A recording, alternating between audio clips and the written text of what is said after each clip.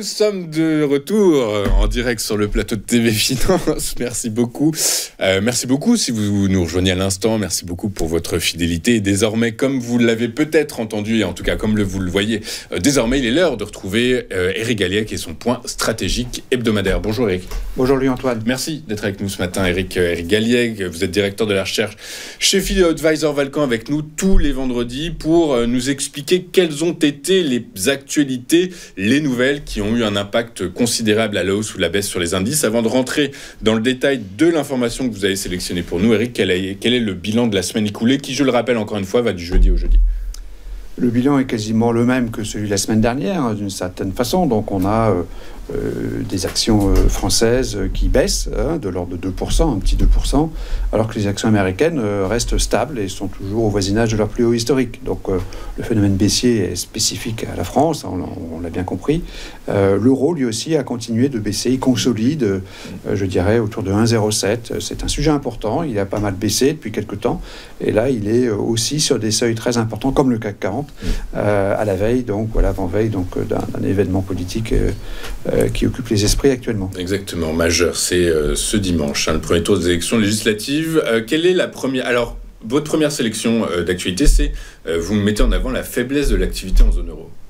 Oui, je pense que c'est un sujet important, avec donc la publication des indices PMI, donc des indices qui sont des indicateurs avancés de la conjoncture économique, qui préfigurent de la croissance dans les 6 mois qui suivent.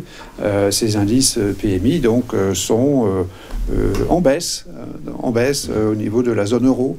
Ils ont été encore plus mauvais en Allemagne, qui vient confirmer d'autres indications très négatives sur le moral du consommateur allemand, par exemple, sur l'IFO. Et donc au niveau consolidé en zone euro, on a un souci. On dit mais finalement cette reprise économique qu'on attendait en 2024, elle pourrait tarder. En tout cas, on a un retard à l'allumage outre-Rhin, et c'est quand même très gênant pour le scénario de marché, notamment dans le cadre, je dirais, européen général et notamment politique. Et notamment politique. On poursuit avec l'évolution des cours du pétrole que vous mettez en avant, les cours du pétrole qui évoluent sur des niveaux assez élevé. Alors oui, le niveau du cours du pétrole, alors, il n'est pas à un niveau dramatiquement élevé, on n'est pas au plus haut, même pas au plus haut depuis un an, on n'a pas touché les $90, on est quand même au-delà de 85. On a un phénomène haussier depuis le début de ce mois qui est assez inquiétant pour l'Europe, parce que l'Europe a un phénomène donc négatif, puisque sa conjoncture économique reste stagnante de toute façon, que la croissance manifestement n'est pas vraiment au rendez-vous, alors que les prix du pétrole montent. Donc, relativement à la croissance européenne, le fardeau pétrolier est plus lourd à porter. Et c'est moins le cas dans d'autres pays qui ont une croissance plus forte, notamment les États-Unis, ou en Asie aussi, dont on estime que c'est sa croissance en reprise qui expliquerait la hausse des prix du pétrole. Donc c'est vrai que il ne faudrait pas que ça continue trop vite. D'ores et déjà, c'est un petit souci. Mais le prix du pétrole est dynamique et pour différentes raisons. Et ça, c'est un élément négatif, me semble-t-il, pour cette semaine. Ok, les raisons géopolitiques sont liées à la demande mondiale, l'évolution de la demande mondiale, etc. Il y a effectivement beaucoup de facteurs qui poussent les prix vers le haut à l'heure actuelle, des facteurs techniques aussi, comme vous me l'aviez rappelé il y a un certain temps. Le niveau des $80 est un niveau clé, un seuil clé. Et effectivement, il y a eu des rebonds, notamment de WTI sur les $80 qui ont ramené les prix vers le haut. On va poursuivre avec de la microéconomie et l'avertissement lancé par Airbus en début de semaine sur ses niveaux de production et sur ses marges opérationnelles. Oui, donc c'est un exemple qu'on juge intéressant, qui montre que du côté des entreprises et des actions, les risques opérationnels sont toujours là. Et donc c'est vrai qu'on demande à une entreprise de faire des profits, de faire un excédent qui lui permet de financer de la croissance, etc. Mais il faut, avant cela, faire le chiffre d'affaires, livrer des produits, notamment dans cette industrie aéronautique qui est très exigeante. C'est vrai qu'on est face à un problème de production important du côté donc des équipementiers. C'est pas Airbus lui-même qui est en cause, c'est plutôt les équipementiers, mais ça nous rappelle certains souvenirs. Ça montre que effectivement les actions industrielles sont toujours un peu compliquées, un peu risquées, et c'est vrai que de ce point de vue-là, c'est un cas qui nous semblait intéressant à rappeler, parce que Airbus est une grande valeur, bien sûr, et parce que ça implique l'ensemble de la chaîne de production qui est quand même importante. Oui, on a vu effectivement que les cours, notamment de safran, avaient été impactés par cet avertissement. On va finir avec une actualité monétaire et un des responsables de la Banque Centrale Européenne qui, au vu de la trajectoire de l'inflation, explique bien qu'il pourrait encore y avoir 2 baisses de taux avant la fin de l'exercice 2024. Oui, Olli Rehn, ou Rehn, je ne sais pas comment on prononce exactement, je crois que c'est Rehn, et donc le représentant finlandais au comité des gouverneurs de la BCE. Et donc Olli Rehn a effectivement indiqué que selon lui, il serait raisonnable d'imaginer 2 baisses de taux de la BCE. Ça ferait 3 sur l'année. 2024, c'est plutôt sympathique et ça montre que d'un point de vue monétaire, et c'est là le seul élément positif en quelque sorte de la semaine, du côté monétaire, on est sur la bonne pente, entre guillemets. C'est-à-dire qu'on va vers des meilleures nouvelles, on va vers une reliquéfaction progressive avec la baisse des taux. Et on sait qu'en Europe, ça compte beaucoup pour les banques qui financent l'économie. Donc les banques, effectivement, ont besoin probablement de pouvoir se refinancer à la Banque centrale à des taux plus bas. Donc c'est quelque chose qui est positif. Donc c'est quelque chose de positif et qui soutiendra inévitablement la croissance économique européenne qui patine un peu en ce moment. Du coup, par la force des choses, la synthèse est négative. Elle est négative, donc -2 pour cette note hebdomadaire, avec donc 2 points négatifs sur l'économie.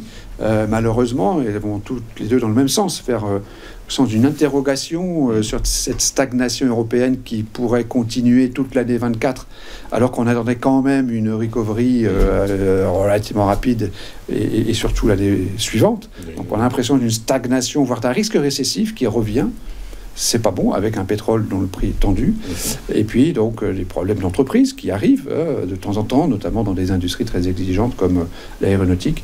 Tout ceci est en partie compensé par un contexte monétaire qui est plus favorable. Qui est plus favorable. Alors après, enfin voilà, c'est comme ça qu'on peut le traduire. Mais effectivement, le contexte monétaire est favorable parce que l'économie ne se porte pas très bien. Du coup, par la force des choses, vos recommandations d'investissement, est-ce qu'elles changent ou globalement, non, on reste sur un trend un peu identique à la semaine dernière? Alors, on est toujours dans un phénomène dual, c'est-à-dire qu'on a bien une mesure permanente des risques de marché et de l'évaluation finalement de ces risques et des marchés en général, d'une part, et d'autre part, la dynamique des prix, l'inertie du mouvement haussier.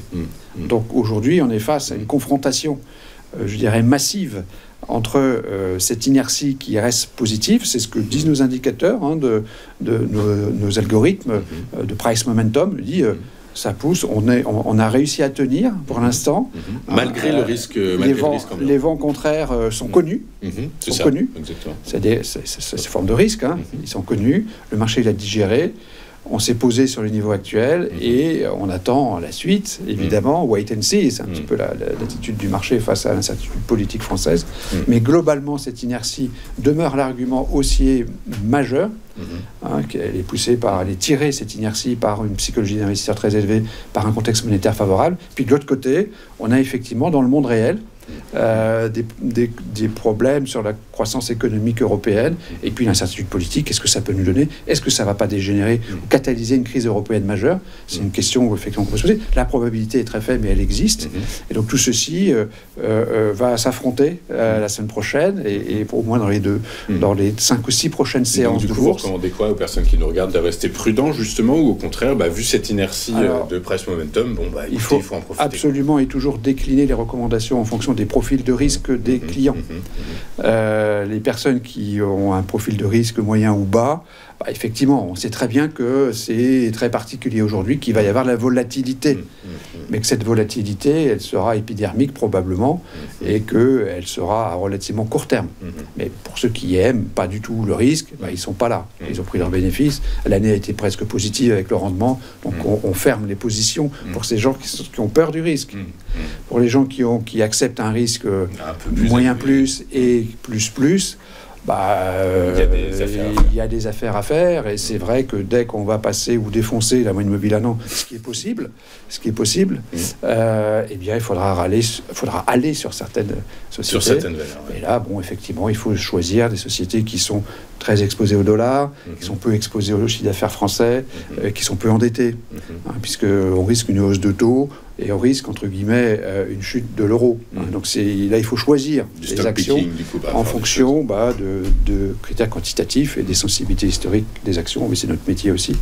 Ouais, c'est là que l'analyse fondamentale va entrer en compte et sera déterminante dans les choix à faire, dans les orientations et les stratégies de portefeuille à faire. Merci Eric, beaucoup d'avoir été avec nous. Vous êtes directeur de la recherche chez FU Advisor Valcan, avec nous tous les vendredis pour décortiquer l'actualité macro, micro, géopolitique, monétaire et nous expliquer son impact sur les évolutions des indices actions et par la force des choses nous expliquer quelles sont vos recommandations d'investissement et comment prendre de la hauteur et traiter les marchés financiers. On marque une rapide courte page de publicité. On se retrouve pour la suite et la fin de cette édition du 28 juin. À tout de suite.